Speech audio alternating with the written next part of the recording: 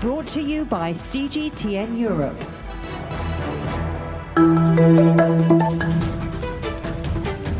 Hello, I'm Stephen Cole. Welcome to the Agenda podcast. And this week, in the midst of Euro 2020, we'll be looking at the finances of football.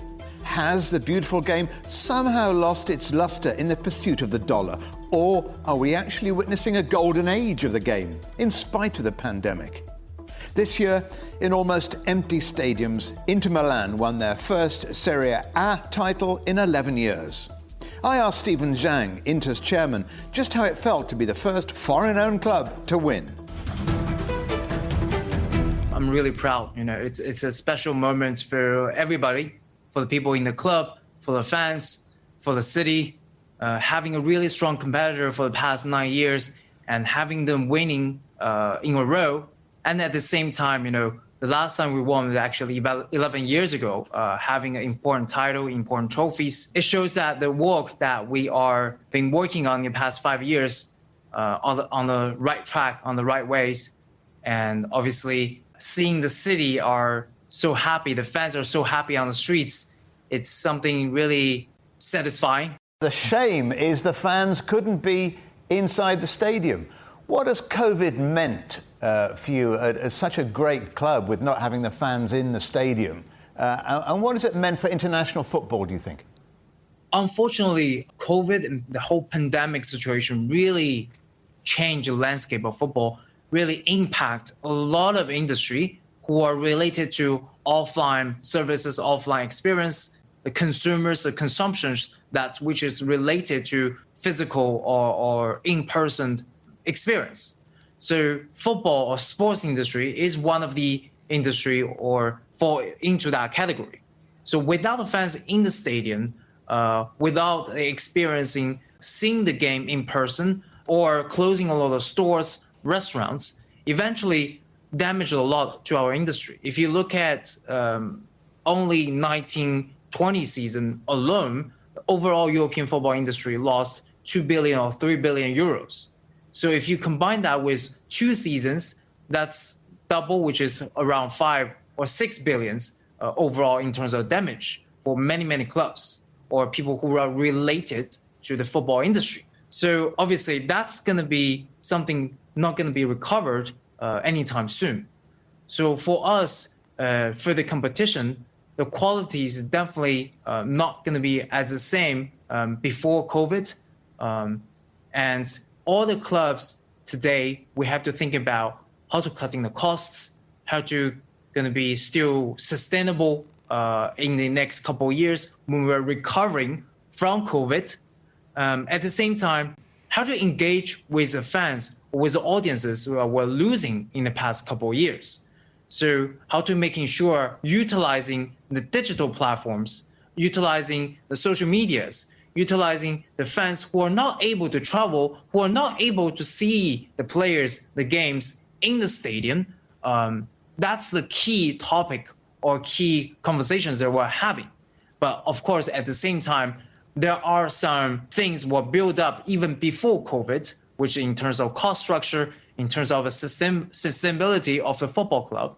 So eventually it forced us, even after COVID, to introducing new products, new changes into our system, and then testing the water to see what our consumers or fans would like to see. It sounds like a real period of change for you, or projected change. I mean, COVID was one very big issue, and you've listed some other issues as well, especially the digital issues to reach the fans. But there was also the issue of the European Super League, wasn't there? Do you think that will be tried again in the future?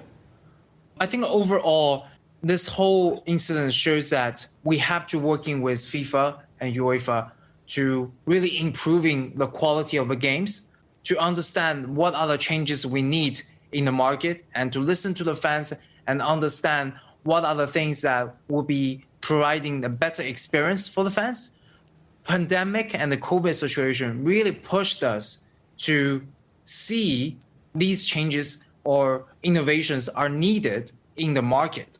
Doesn't matter what kind of format, doesn't matter in what kind of ways, but eventually understanding the market, understanding the current situation after COVID, and really making sure we're able and be brave to adapt the changes, and changing the whole football system and improving the system is needed. So you're trying to find ways of retaining your fans' attention, or in fact, or getting new fans, but in a younger demographic.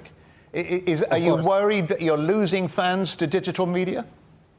I think it's a competition that for all the entertainment industry, sports industries, to fight with each other, competing with each other, to see who can providing the better and each interesting products to our consumers. Now we're seeing that obviously the younger generation that I engage with digital assets more.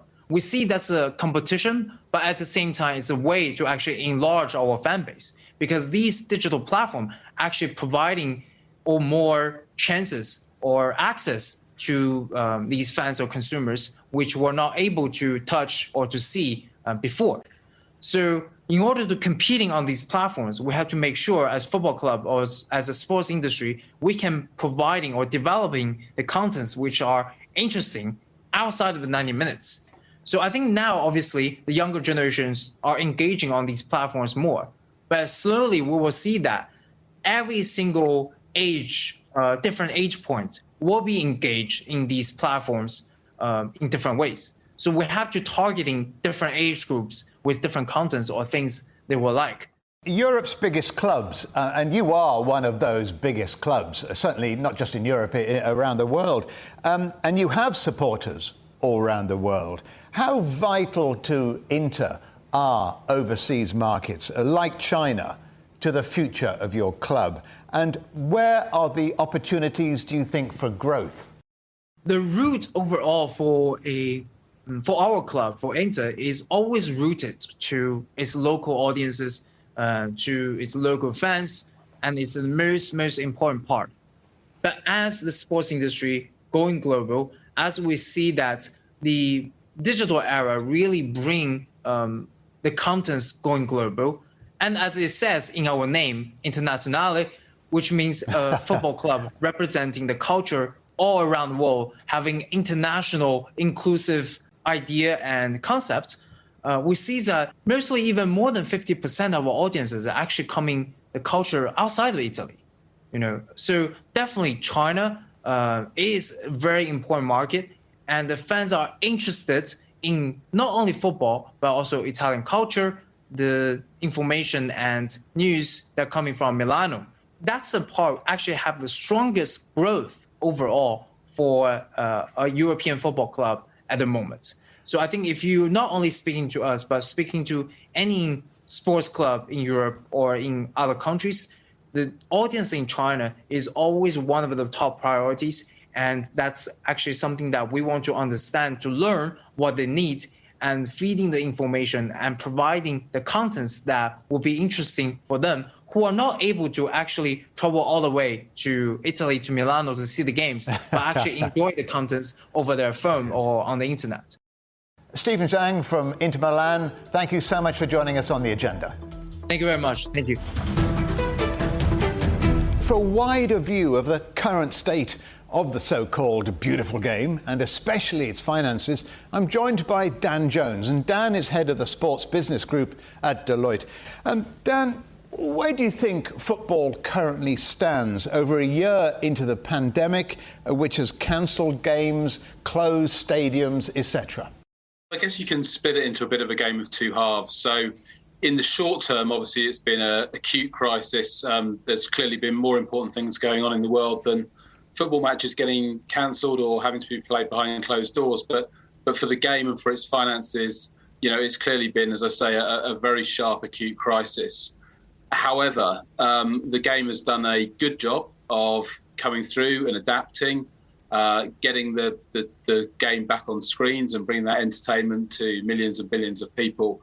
And actually what I think that's done is set it up very well for the long term, because what the period of the pandemic has proved again is the importance of football in people's lives and the extent to which there's a clamour for it.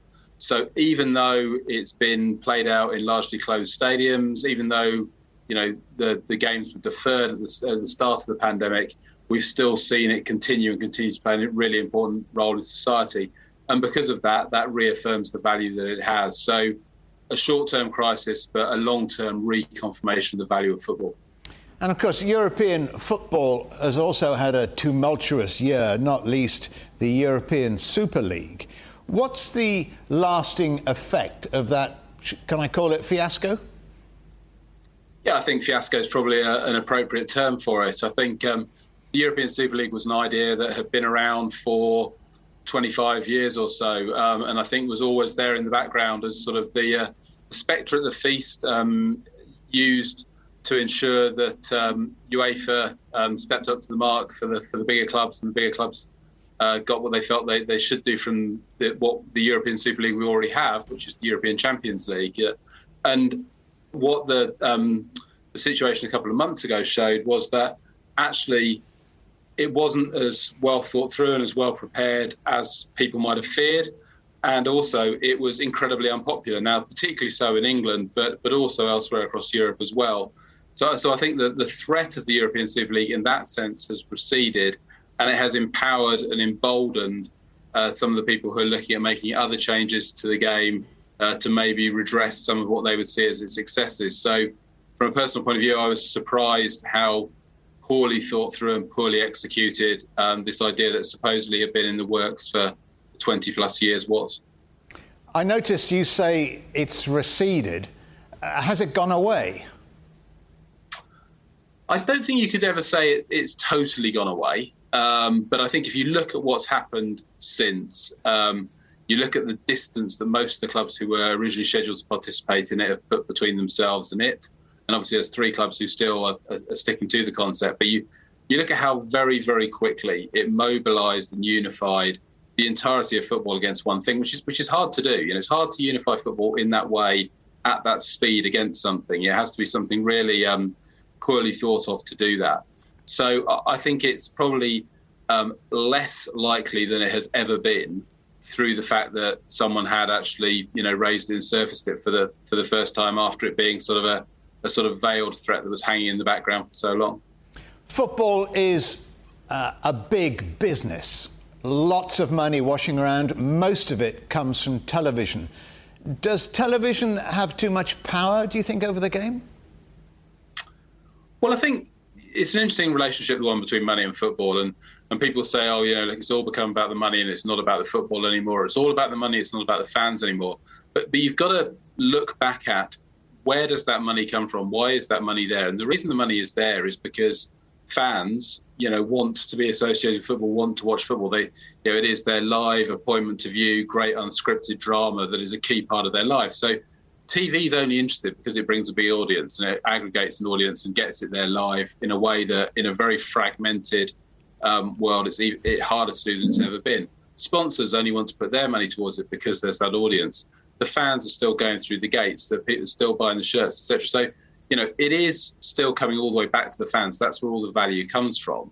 And in terms of it not being about the football, well, the football works for those fans and for those broadcasters and sponsors because it is a fantastic piece of entertainment. So I think that the money is an inevitable consequence of those things, not the thing at the forefront. So yes, the game's got more money than it's ever had, and yes, it has some challenges, but it's a reflection of the strength of the game, the strength of the public passion for it, and the strength of it as a form of entertainment.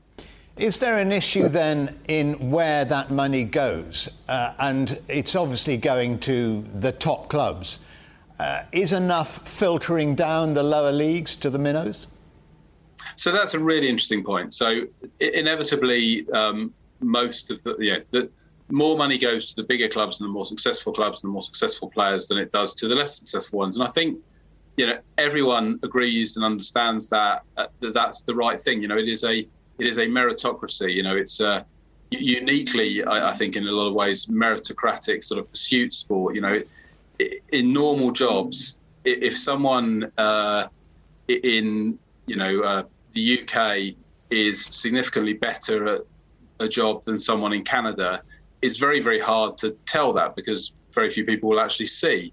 Whereas in something like sport and in football, your performance is there for the world to see every single time you go out to do your job. So inevitably the rewards gravitate towards those who are the best, whether those are the trophies or the money. And that's right.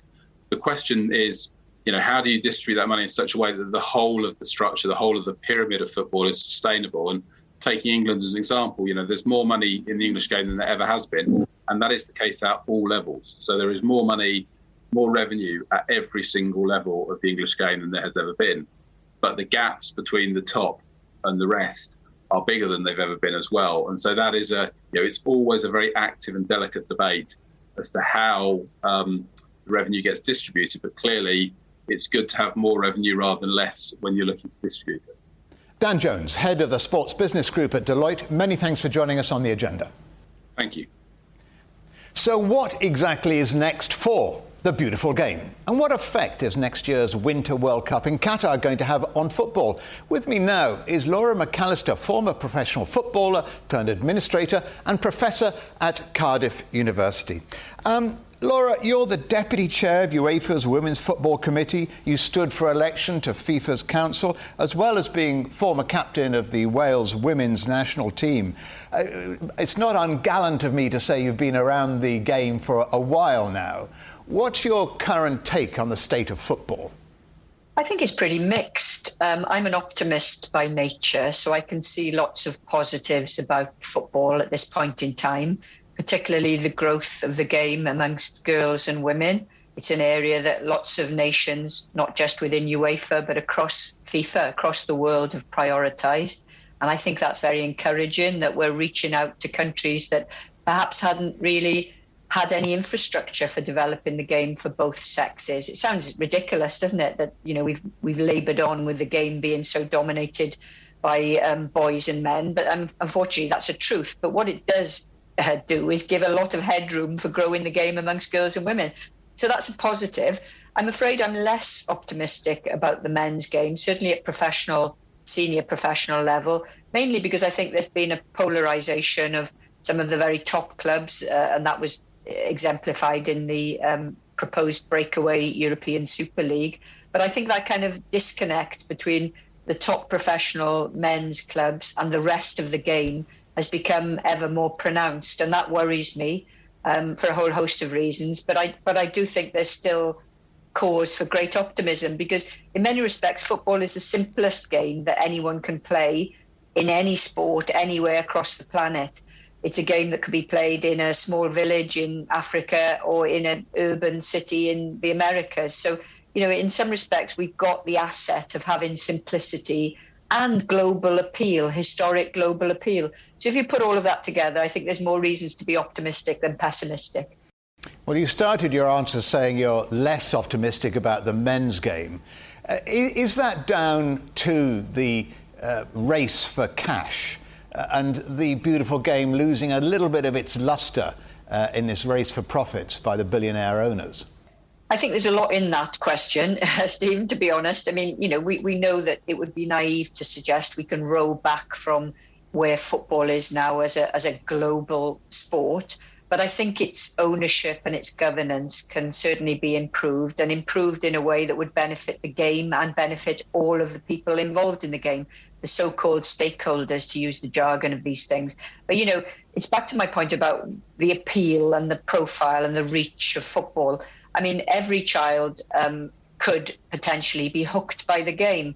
The reason they're not is because the opportunities to have fun through the game are probably not sufficiently developed. And I do think, actually, the relationship between the grassroots of the game and what you've described as being greed or avarice amongst owners of the top clubs is connected. Because if you take your eye off the ball, excuse the pun, but if you take your eye off the football and start thinking purely about elite success and not really investing in the grassroots, whether that's the community game, and if you take a big club like Manchester United or Real Madrid or Paris Saint-Germain, if there isn't a base or a foundation of success amongst young children playing the game, we're not going to recruit our next Ronaldo or our next Gareth Bale or our next Mbappe.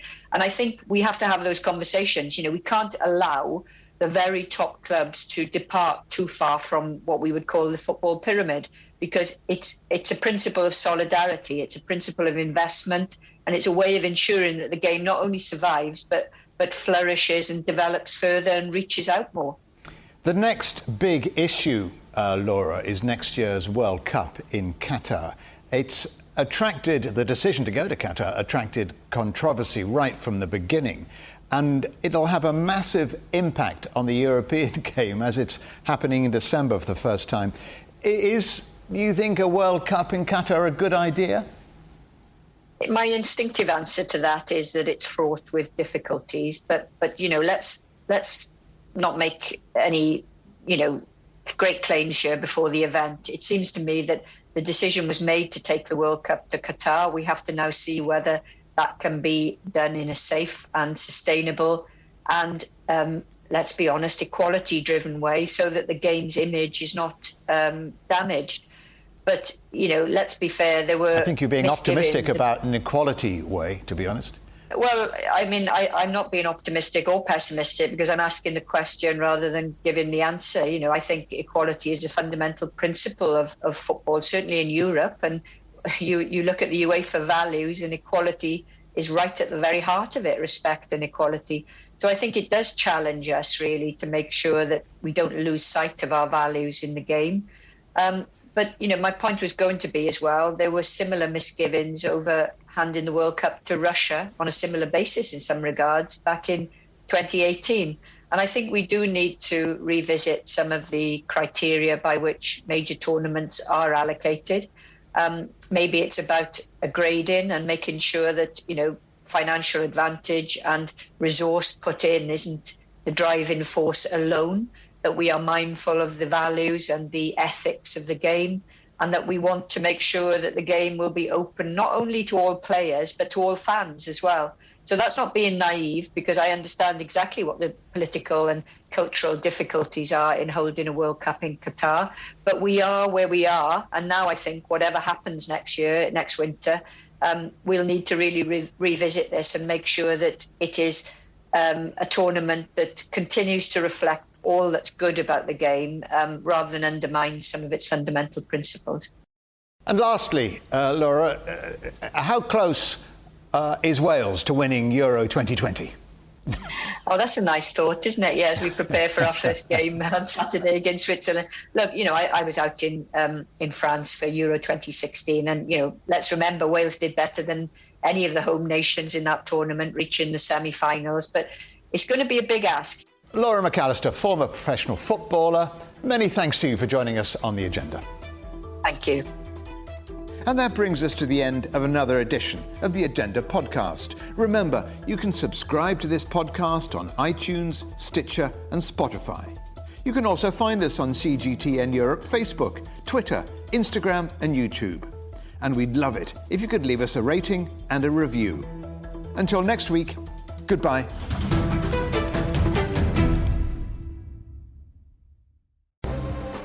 The most interesting questions. Are there other living beings beyond Earth? Will man or machine be in charge? Great question. Always have more than one answer. Well, hold on, let me just draw up a list. And always come from more than one person. That's where the credibility lies. The concept of having a machinery which is alive and evolving didn't wait for us. The end of inequality of incomes and wealth around the world, can you imagine how difficult that is at the moment to achieve? Every episode, Stephen Cole, Murray Beveridge, and some of the brightest minds out there shed light on the answers to some of the most intriguing questions. There are two ways of looking at this. Machines can't really discriminate between civilian and military targets. The Answers Project. Maybe we need to just look at this in a bit more detail. Extraordinary claims require extraordinary evidence. The Answers Project, a new podcast from CGTN Europe.